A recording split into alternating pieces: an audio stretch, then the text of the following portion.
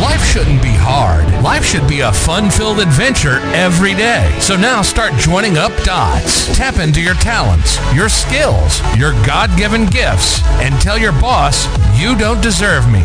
I'm out of here. It's time for you to smash that alarm clock and start getting the dream business and life you, well, of course, are dreaming of. Let's join your host, David Ralph, from the back of his garden in the UK, or wherever he might be today, with another jammed-packed episode of the #1 hit podcast, Join Up Dots. Yeah, good morning to you, and welcome to Join Up Dots. Over the past few years, I often sort of dip into famous people, successful people's stories, and dig around and find out that, yeah, okay, they end up successful, they end up sort of rich and famous and whatever, but it's not always the path you expect that gets them there. There's certain traits, there's certain persistence, there's the ability to delve down deep into a subject that they know about and become experts at it, and it's all things that we can do if we want to. Now, at the beginning of Join Up Dots, we talk about the dream business, and of course you're dreaming of it, but so many people out there, I think, are just dreaming of it, and they're not actually getting down and getting dirty and doing things. Now, big financial goals are naturally long-term. You're not going to achieve them overnight. We work hard and we sort of chip away, and then bit by bit, dealing with the 2 steps forward, 1 step back dance of life. And on the toughest days, when we think, well, oh, it's not going to ever happen, and the rich and successful were either born that way or managed to get unfairly, incredibly lucky, we kind of move forward a little bit further. Yeah, now, children of college graduates are more likely to grow up to be college graduates. Statistically, children of entrepreneurs are more likely than other children to pursue their own businesses. But these paths are open to everyone if they're willing to broaden their worldview, persevere through the rough times, and consistently make moves that get you closer to your goals, to keep motivation up through the setbacks. And so I thought I'd delve into the back catalogue and find some stories that you can just sit back and listen to, where people have made millions and millions and millions and have become incredibly successful and didn't actually start in a place that you would go, oh yeah, it's easy for them.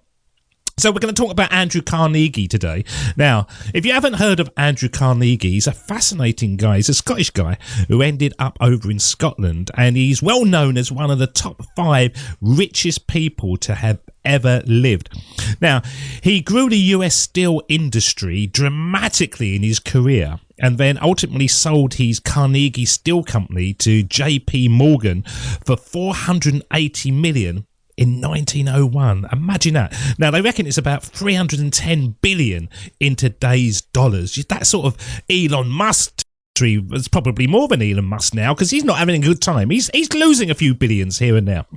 But what many do not know about Carnegie was he was born into a poor family and started from absolutely nothing to build his empire. Now, where was he born? Well, he was born in a really small house in Dunfermline, Scotland in 1835. And after their small family business collapsed, Carnegie's family became so poor they would sometimes go to sleep just to forget the misery of hunger. I actually do that for boredom. If I'm ever bored, I go, oh, I'm going to bed. And my family go, well, it's only 8 o'clock at night. I go, yeah, but you can't be bored when you're asleep. You have lovely times, don't you? You fly and you have wonderful times. Now, he was going to sleep to forget the misery of hunger. And it was at the age of 12 that Carnegie moved with his family to Pittsburgh in America, where they all slept in one room. So it wasn't a good start. Now, you could argue that that's actually, at least he had a home. There's people out there that make trillions that start in a field. There's a guy who's going to be a trillionaire, they reckon, the first trillionaire, and he started in a village in India with no roof or anything, just sort of laying in a field. Now, at 13, Carnegie started working as a bobbin boy in a textile factory. You know, really basic job.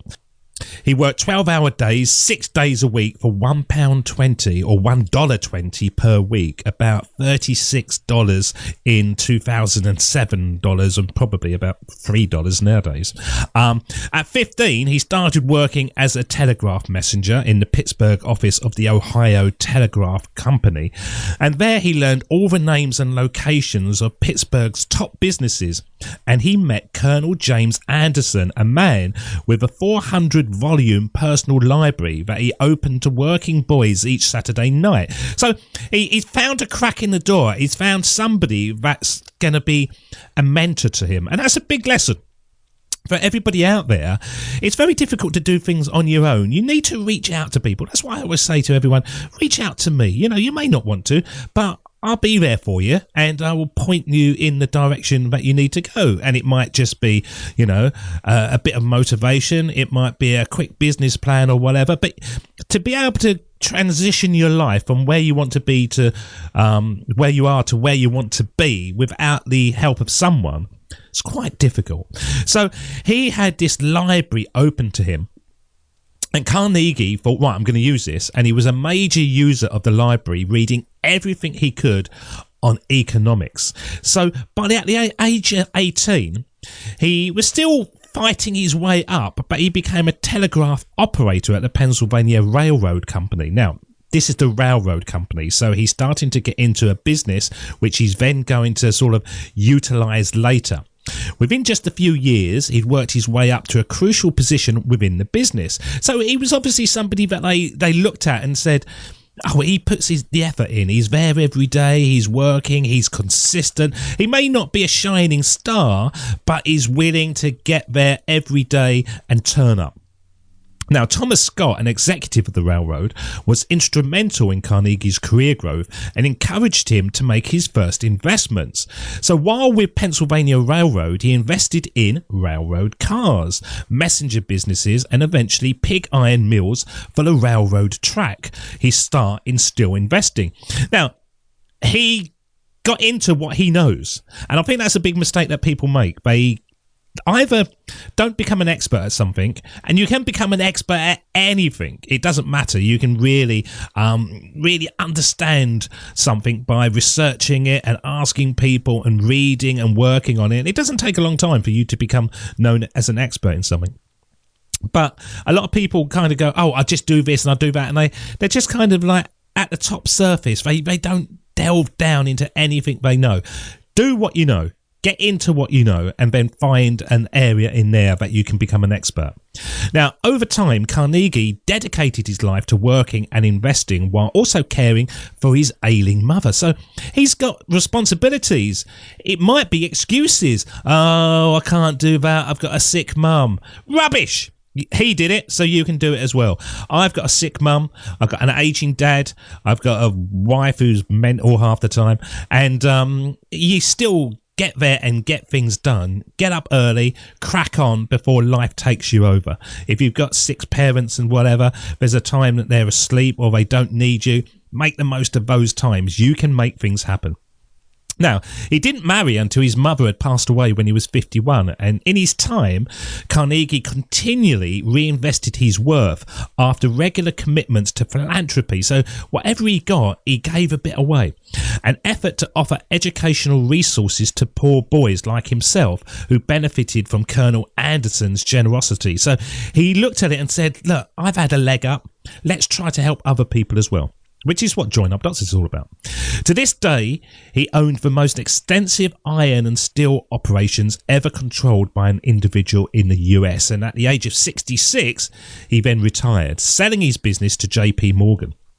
He spent the last 18 years of his life focused on giving away, philanthropy. And when he died, he'd already given away over 350 million of his own wealth. And after his death, his last 30 million was given to various charities and foundations. And in today's dollars, he gave away billions in his lifetime. Thousands of libraries, schools and charities bear his name. The bobbin boy who took every opportunity to learn a little more helped him earn a little more. It's a key thing. You've got to learn. And as I was saying all the way through that story, become more knowledgeable about something than somebody else, and your opportunities just explode. You can go off and do amazing things. You can't just say, oh, I'm an expert. And I see this all the time. People on LinkedIn, and they say, oh, I help companies grow 12 times within a minute, and you think, well, if you are, why are you pitching on LinkedIn? You'd be known. Get in there, work on a subject within your expertise, and you can make it happen. Very short episode of Join Up Dots, but go over. Dig him out. Andrew Carnegie, there's a load to be read about him, and what you understand is he started from nothing. He turned up every single day. He became more and more knowledgeable about a subject, and then he invested in that subject, and he made his money, and then ultimately gave his money away. You can do it as well, my friends. You can go out there and make anything happen, and we'll be bringing you some more stories of people that potentially might inspire somebody out there to give it a go. Until next time, I'll see you again. Look after yourselves. Cheers. See ya. Bye-bye. That's the end of Join Up Dots. You've heard the conversation. Now it's time for you to start taking massive action. Create your future, create your life. It's the only life you've got. We'll be back again real soon. Join up dots, join up dots, join up dots, join